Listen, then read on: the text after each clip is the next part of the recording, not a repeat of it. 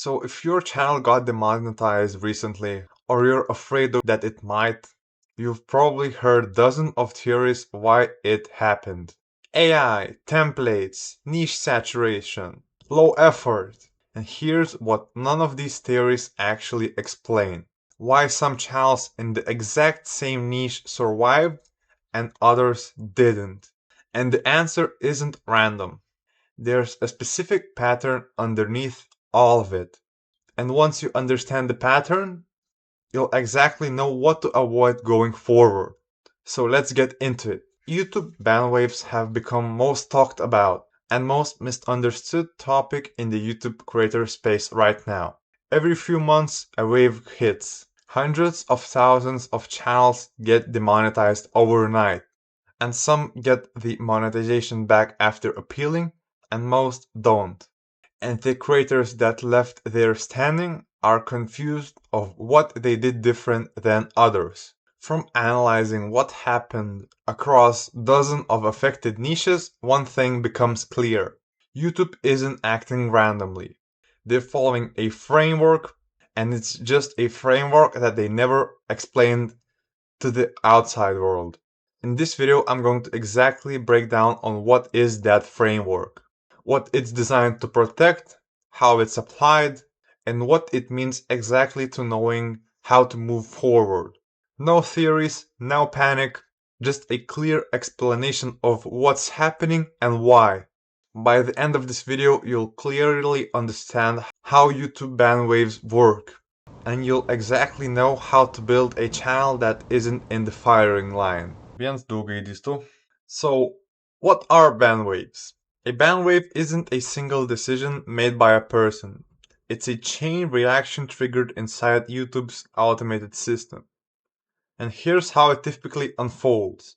A new type of content starts performing well on a niche. Once it gets traction, it attracts a wave of copycat channels, many of them pumping out content at a scale that would be impossible without automation. Dozens of videos a week, sometimes hundreds. YouTube's system detects an unusual pattern. And because the platform can't accurately separate the low effort flood from the original creators who built the niche, it applies a blanket action. The whole category gets flagged. And that's what a ban wave actually is. It's not a targeted campaign against individual creators, but a system level response to pattern recognition. Most people think ban waves are targeted.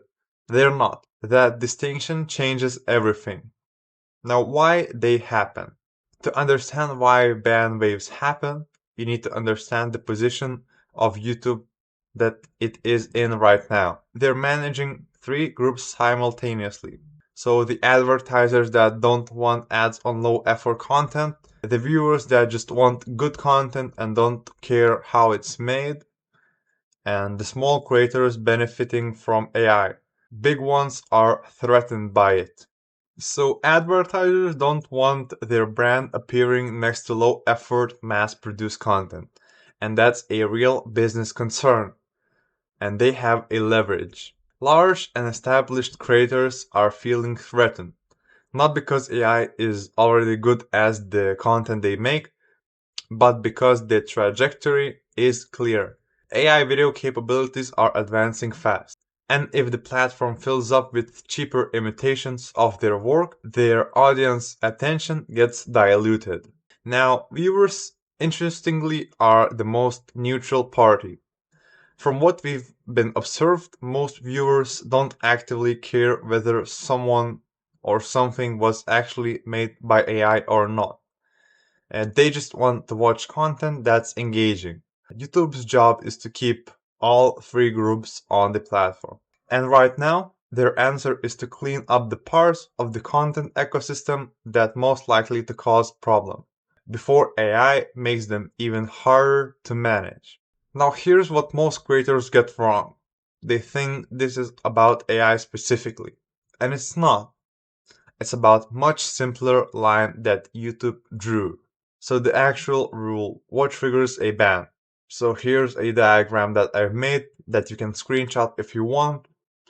And it shows that if you're at risk of getting demonetized. So from analyzing hundreds of demonetized channels and the ones that survived, there are two variables that show up consistently. The first is how the content was made. Specifically, was it captured by a camera or was it generated? Generated includes 2D animation, AI visuals, gameplay footage, screen recording. Anything that didn't require a real person in front of lens. The second variable is whether the content is fiction or non-fiction. Non-fiction means it's grounded in real events, real facts, and real people. Fiction means it involves scripted characters, made up scenarios, or narrative storytelling that isn't documenting reality.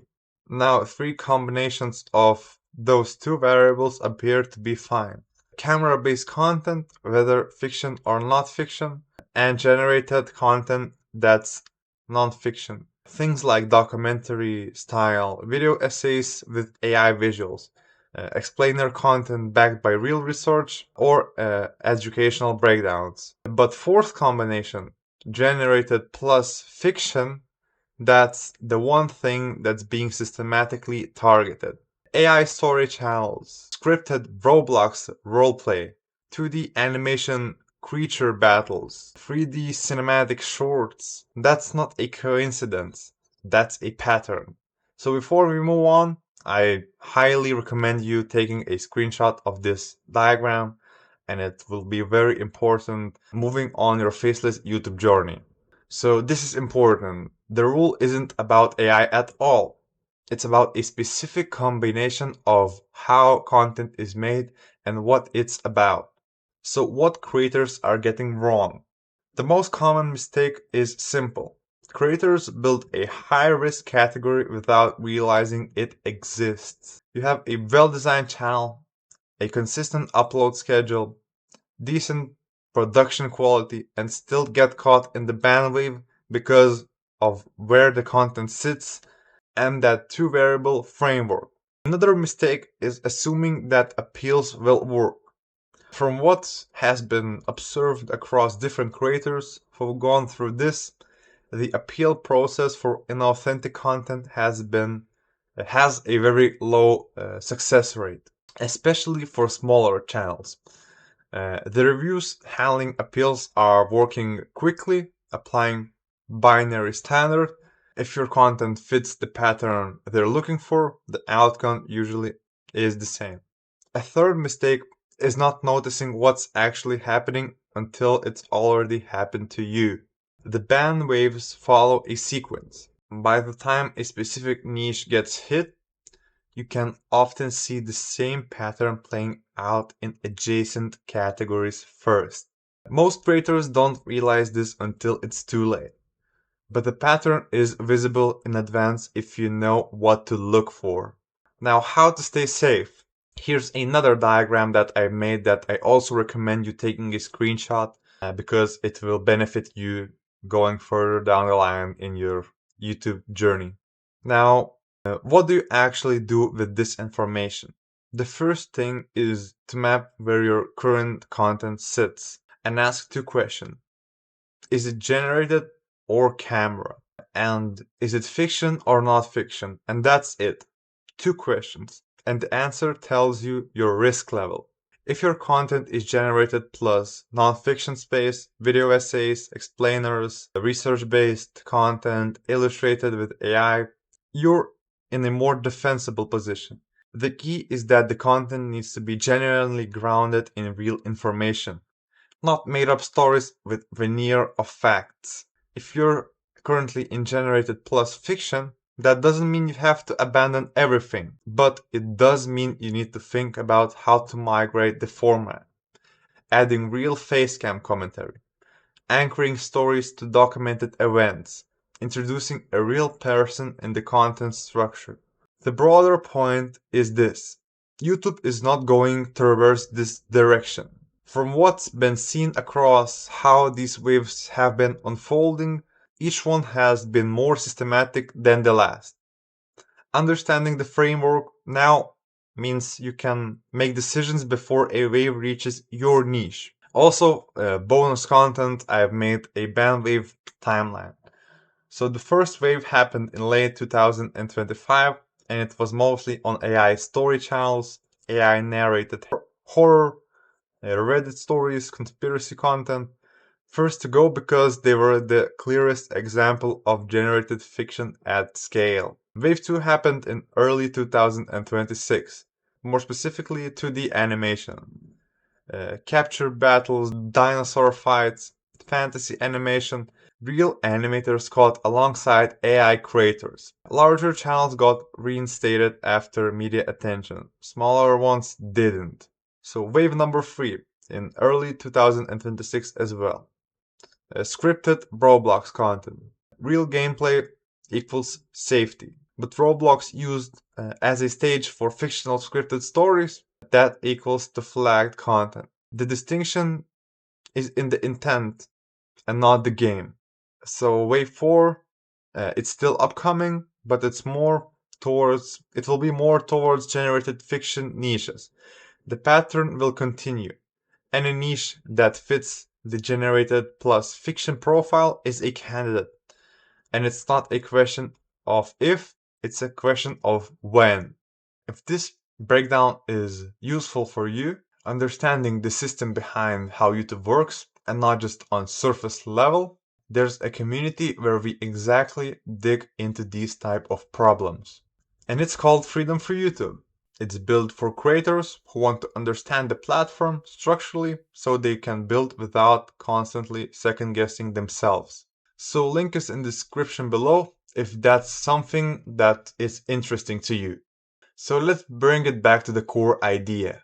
YouTube ban waves aren't random. They follow a specific framework built around two questions. How was this content made? And is it fiction or is it non-fiction? Understand where your content sits on the grid, know which waves happen and which are still to come, and build in a space that has long-term stability. That's not a guarantee against everything, but it's much better position than building without a map. Now, if this was useful, subscribe to this channel. I cover YouTube systems like this regularly. Comment on what type of risk of a niche you are currently in. Also, make sure to like this video and see you in the next video.